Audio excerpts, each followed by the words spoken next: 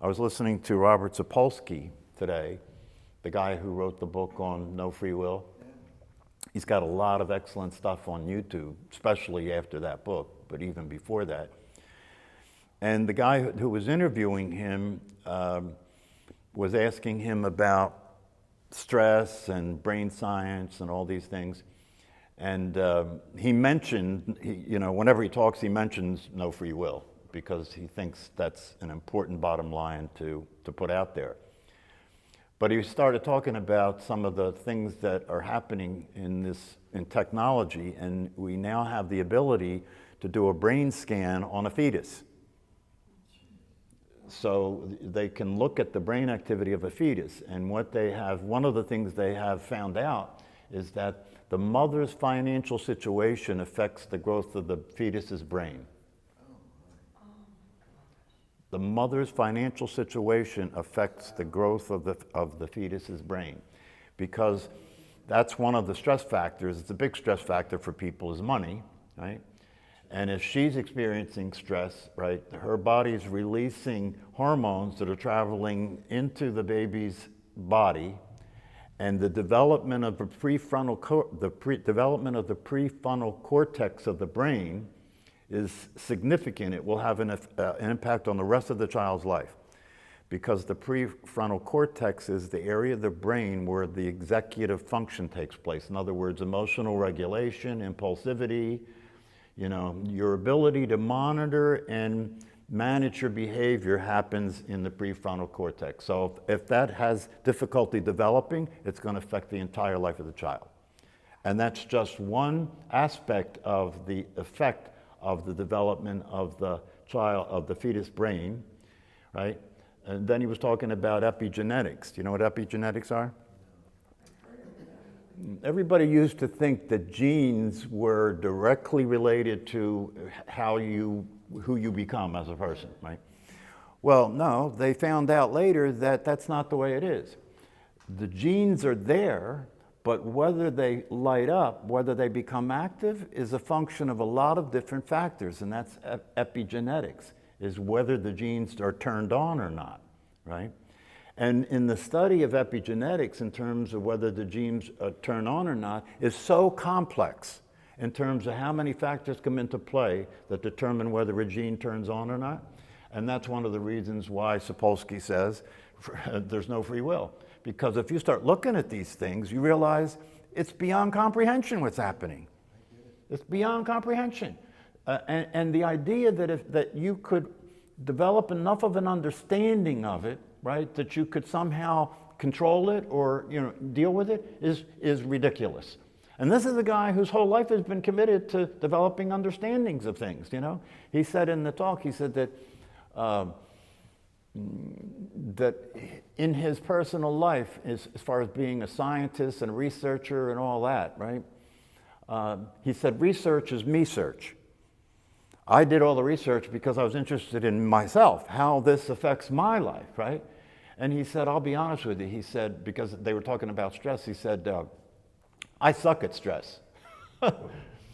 He said, I'm terrible with managing stress. I can't do it. I don't do it, right? So what he's saying is that's just that's just how all that came together and determined what was true about him and stress, right? So he gave up so then the person talking to him said, well, is there anything that people could do to deal with stress? And he said, well, I'll tell you what I know about it, but I won't say that I'm successful. And then what he said is meditation. He said meditation. And the reason he said meditation is he said because then you could say, well, why would meditation make any difference if you said everything is already predetermined, right?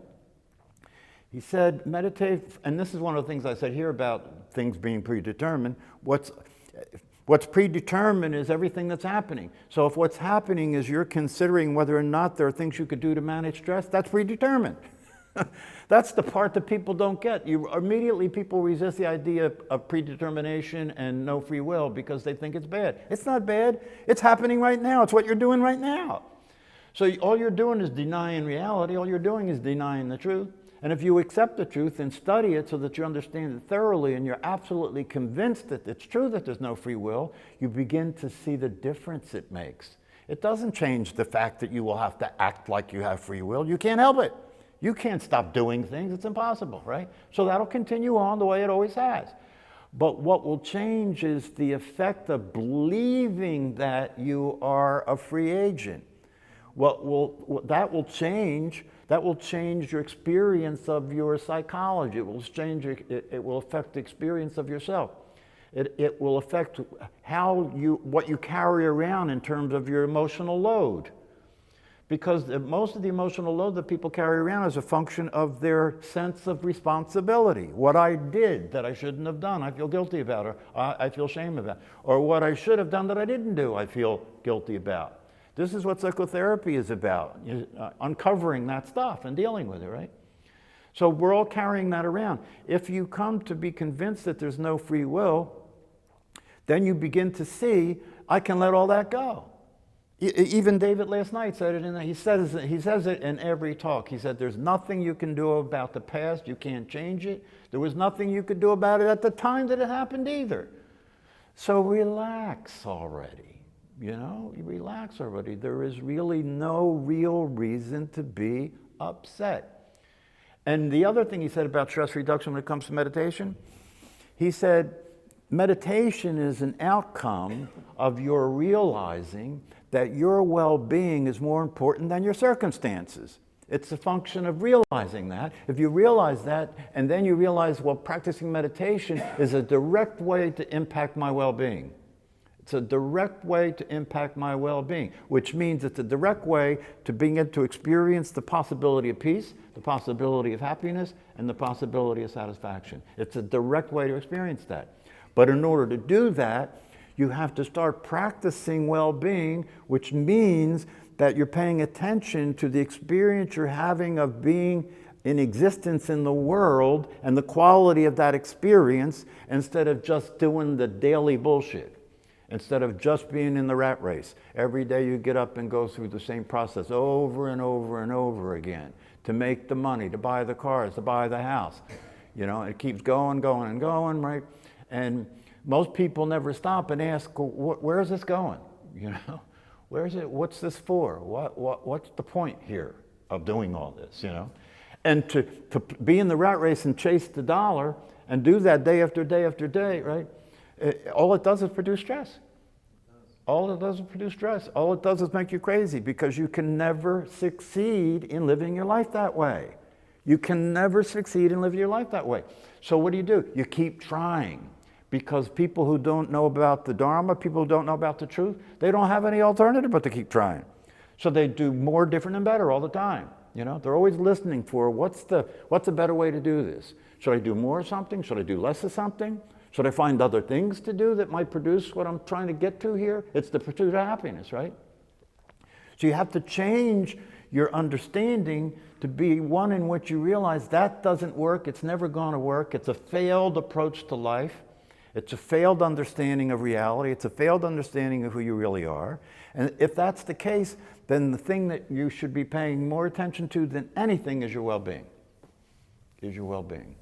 Why? Because if there's anything that can reduce the effect of stress on your physical body and have you live longer, if there's anything that can reduce what turns on those genes, right? Because if the wrong genes get turned on, that could be cancer. If the wrong genes get turned on, that could be a failure of one of your organs as you get older, right? So that's what's going on. And if you want to have an impact on that, then you have to be interested in well-being, and you have to have that interest in well-being be a motivation. It's got to be something that you want to do, that you're interested in doing, that you understand the value of doing it, and that has you do it. That's right. Disease is dis-ease, right? So when it comes to meditation, the biggest challenge, as I have said here, is to practice it consistently, right? And what's going to determine whether you do or not? Not how you feel. If that's the case, you're done. Not what you think. If that's the case, you're done. That's why people come in here and they say, I tried that, and that's not for me, right? because they are expressing a condition when they say that. And the condition is, I can't really succeed at doing anything for a long period of time. And the more challenging it is, the less likely I can succeed at doing it. Why? Because that's the way I think. And that's how I feel. And that determines my life. You see? So in order for that not to be the case, right? First of all, you have to understand that. You have to understand that if you're plugged into the thought process and your emotions, right? And those are the factors that are determining your behavior, you're screwed. Period. You're screwed. I don't care how many times you get married. I don't care how many jobs you change or where you move in the world. I don't care how many permeations you come up with about living your life. It's not going to make a difference. It's not going to matter. So in order for there to be a difference made, you have to move out of that paradigm and come to realize that will never work. And the only thing that will work is to start to pay attention to what really matters, and that is my well-being and the practice of meditation. Sapolsky said that. If you take 20 minutes a day without fail and give that 20 minutes to your well-being, pay attention to your well-being for 20 minutes a day, that will have an impact on the level of stress that you have. It will have an impact on the quality of your life. And if you're studying the teachings that go along with it, right, it can totally transform your experience. You'll start seeing everything a completely different way. Right? So, and in order to practice meditation successfully, and this is why I think it's so important to have these talks, because in order to practice meditation successfully, you have to develop an understanding that will inspire you and motivate you, so that you're turned on enough about it, right? You're jacked up enough about it that the thoughts and the feelings won't be able to stop you. You see what I'm saying? You like it. You want it. You're doing it for that reason. You're not doing it like a chore. You're not doing it like something I have to do, something I have to control myself to make myself do. That can't work. It's got to be something that you love. You have to love meditation. And you love meditation because you understand that it will provide you with an escape from suffering. It'll provide you with an escape from a condition that if that condition is not interrupted, you will never have lived your life. It will help you escape from a condition that if that condition is not interrupted, what will happen is the body will go on until it drops. And while that's happening, there'll be a thought activity, there'll be emotions, and those thoughts and feelings will determine behaviors, right? And that whole thing will just go on by itself. It's all mechanical. That'll go on by itself, and then the body will drop, and you will have never been here. You will have never been here. That's why I say, meditation makes it possible to be here for your life. Because if you don't get access to what's actually happening, if you don't get access to the experience of your actual nature, right? You're living in a dream. That's what they say. You're living in a dream. You're not awake. You're not in your life. You're dreaming a life. You're dreaming a life that's being produced by your thoughts and your feelings, and you're dreaming a life that's being produced by your early life experiences, and you're dreaming a life that's being produced by which of those, things get turned on, which of those genetic things get turned on, which you have no control over. So your life will happen and you will not experience ever being in your life. You will experience a thought process, an emotional process, and you'll experience reacting to life, trying to control life, feeling desperate about the situation, right? Isn't science, aren't they trying to control genes? No, they're not trying to control genes because that's outside of the realm of possibility. But they try. I'm not aware of anybody trying to control genes. They're interested in trying to determine what turns on and not, right? But that's not controlling genes. That's controlling the process of whether the genes light up and have an effect. Right? So, and to establish well-being as a focus of your energy and your attention, and to practice meditation, to come out of the life you would have otherwise had, right, will change which genes light up. As simple as that. I'm a perfect example. That's one of the reasons I'm passionate about this. I was telling you, I was raised by people who were crazy, literally crazy. And my parents were poor. We were on public welfare, right? So that's my orientation to life. One of my brothers is a dope addict. He's living on the street. Another one's dead from alcoholism. That would be the natural outcome of the process, right? But somehow along the line, I got interested in meditation. I got interested in these possibilities in these Eastern teachings, right? And because of that interest and because of my understandings and because of my practices, right? I came out of that life. I came out of that life. I'm living the life of the possibility for who I am. I'm not living the life of what my early life experiences would allow me to have. No, I'm living the life that is the life that the possibility makes available to me. And that's a very different experience. It's a very different experience. You know, like David Rowden said last night, you know, the purpose of practicing meditation, and you have to understand this and really accept that it's true, if you do it consistently over time, the time will come when you will have a quiet mind.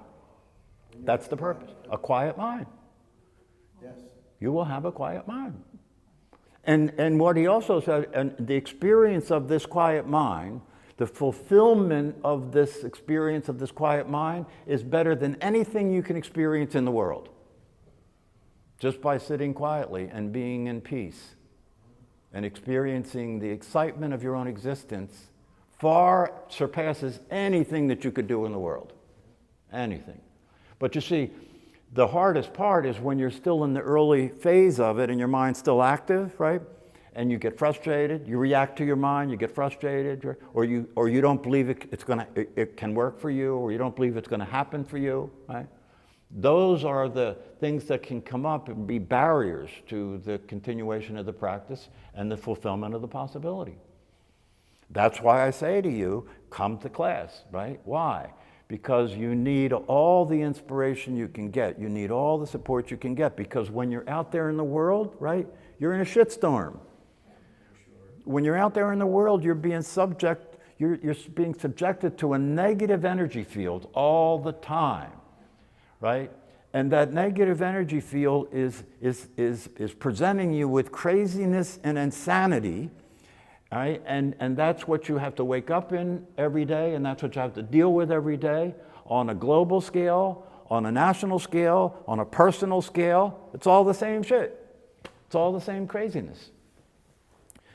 So you really do need as much support as you can get, and you're blessed by the fact that you're here, because if there's no free will and everything's self-determined, you're blessed to be sitting in the chair right now. The question is, when you're in this situation right now, you're sitting in the chair right now, how are you hearing the message? What are you taking it to mean? What value are you putting on it, right? Because that will determine what happens next, right? Cause and effect. That's what will determine whether you practice meditation the way it has to be done, and that's what will determine whether you get to have a life. Literally, whether you get to have a life. That's why when I work with people in psychotherapy, right, I'm more and more passionate about doing psychotherapy with people, because I don't do the conventional stuff. I listen to what they're saying and I hear a mind. When I listen to what they're saying, I hear a human mind. I hear a mind that's a product of what happened to that person when they were a child, right? And I hear that mind being the identity that they have. And so the process is not fixing the broken mind, the process is allowing the person to discover who they are. And once they start to discover who they are, and once they get turned on to that possibility, right?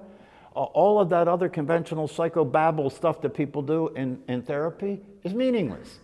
You don't have to do that. All you have to do is pay attention, right? Because once you see things as they are, you realize all you have to do is understand the value of well-being, start practicing well-being, pay attention to the crazy shit that's going on in your head, and stop getting involved with it.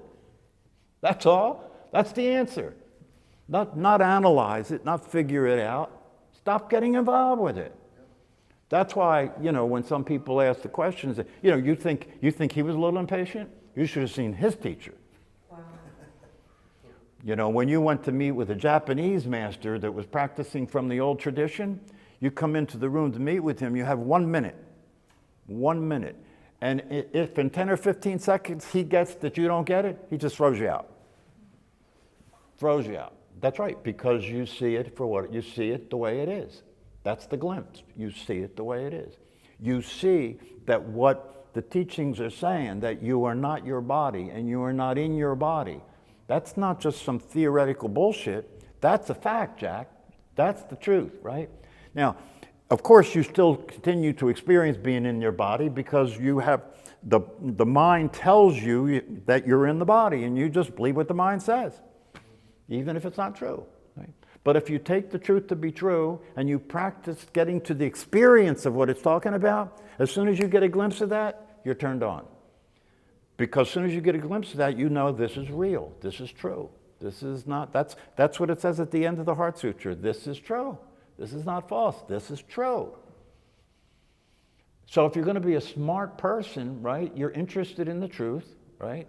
Because whether you know it or not, whether you live consistent with it or not, it's still true, and it's going to have an effect on you. And if you don't live consistent with it, it's going to have a negative effect on you. Because you're trying to get something, you're trying to get a round thing to go in a square thing. That's what you're doing. If you don't know what the truth is and you don't practice, experiencing your life in an honest, truthful way. You're trying to make something work that can't work. It can't work. So the most important thing you can do is give up. Stop doing that. Stop trying to figure life out. Stop trying to just, change your behavior. Stop trying to just change your thinking. Stop trying to control your emotions, right? Just bail out of the whole thing. Bail out of the whole thing. And understand that you can do that by paying attention, and as that's playing, you just disengage. You just disengage. If the thinking isn't useful and realistic and practical, you disengage. People don't really understand that you can do that. You can disengage with thinking. You don't have to think the thoughts. You don't have to believe that the thoughts are you thinking.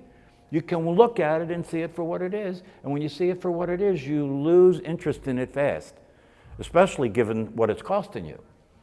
You know what I mean? If you get involved in your own thought processes and your own emotions when it comes to your relationships with other people, right? If you get involved with that and you start to see that it doesn't work, it keeps creating conflict, it keeps creating upset, right? If you get involved with that and you see that it doesn't work, you give it up. You just give it up. And you can do that. You can be in a situation with another individual that you're close to, right? And you can watch your mind and watch your emotions and watch the other person's behavior, right? And when your mind and your emotions go south, when they go off the rails, you just watch it, but you don't participate. You don't participate. And after a while, not only do you not participate, you just disregard the whole thing. You just disregard the whole thing. You just disregard those thoughts. Those thoughts are not useful or realistic, so don't give them any credibility. Now that takes practice because you've been so used to falling into the trap of believing your thoughts. It's a bad habit. It's a bad habit. But you can come out of it with practice, and you can come out of it with developing an understanding of how all this works. So you don't have to keep being blind. You don't have to keep, most people are living their life. It's like driving a car, but the way you're driving the car is you're using the rear view mirror to see where you're going. That's what's happening because most people's lives are a past-based experience. Everything that you see the perception of what you see is being caused by what happened in the past. So that's like driving your car and using the rear view mirror to see what's in front of you. No wonder it doesn't work. You've got to be there and be awake to see that the rear view mirror is a rear view mirror. It is not going to tell you what's in front of you. It's not going to allow you to see what's actually happening. And so you're going to just keep making mistakes. And given the way the mind works, it'll blame those mistakes on everything but you. You made me miserable. Life makes me miserable. My job makes me miserable. The president makes me miserable. So you don't have to ever stop and look to see what's the process that's going on here that's causing me to be miserable. I have the attribution of it to be out there. And as long as I keep believing it's out there, I'll keep trying to manipulate the out there to get it to stop torturing me when that's not what's happening. That's not what's happening. The torturing is going on all in your mind. It's not happening in the world. So do you get that, Bob? That's a good class. Just a bunch of tortured souls. But the bottom line here is make it your business to have your well-being be the most important thing in your life. Why? Because it is. You can't do anything about your brain and your past experience, and you can't do anything. If there's no free will, you can't do anything about any of that stuff. But you can do something about whether you're having a good time. That's where you want to focus your attention.